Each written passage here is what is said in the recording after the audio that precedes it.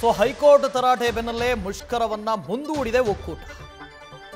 ಮುಷ್ಕರವನ್ನ ಕೈಬಿಟ್ಟಿಲ್ಲ, ಮುಂದೂಡಿದೆ. ಸುದ್ದಿಗೋಷ್ಠಿ ನಡೆಸಿ ಮುಷ್ಕರ ಮುಂದೂಡಿರೋದರ ಬಗ್ಗೆ ಘೋಷಣೆ ಮಾಡಿದೆ ಸಮಿತಿ. ಈ ಕ್ಷಣದಿಂದಲೇ ನೌಕರರು ಕೆಲಸಕ್ಕೆ ಹಾಜರಾಗಬೇಕು. ಈ ಕ್ಷಣದಿಂದಲೇ ನೌಕರರು ಕೆಲಸಕ್ಕೆ ಹಾಜರಾಗಬೇಕು. ಸೊ ಮುಷ್ಕರ ಇಲ್ಲ, ಮುಷ್ಕರವನ್ನ ಮುಂದೂಡಲಾಗಿದೆ.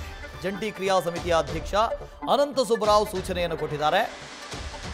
ಕೋರ್ಟ್ ಹೇಳಿದೆ, ಮುಷ್ಕರ ಮುಂದೂಡಿದ್ರೆ ಎಸ್ಮಾ ಕಾಯ್ದೆ ಉಲ್ಲಂಘನೆ ಆಗೋದಿಲ್ಲ.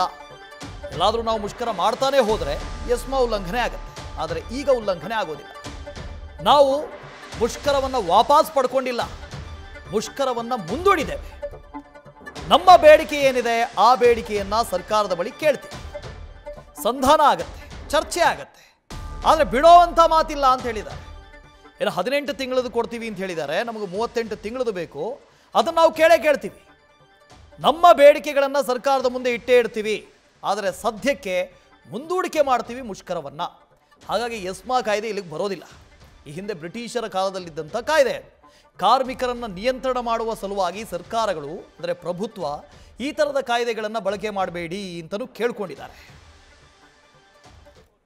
ಖಂಡಿತ ಹೋಗ್ತೀವಿ. ಈಗ ಮುಷ್ಕರ ಆಗಿ ಈಗ ಒಂದಿಷ್ಟು ಸಮಸ್ಯೆ ಆಗಿದೆ ಜನರಿಗೆ ಅಂತ ಈ ವಿಚಾರ ಕೋರ್ಟಲ್ಲಿ ಕೂಡ ಇವತ್ತು ಪ್ರಸ್ತಾಪ ಆಯಿತು ಸರ್. ಹಾಗೆ ನಾವಾಗಲೇ ಜನರಿಗೆ ಕ್ಷಮೆ ಕೇಳಿದ್ದೀವಿ.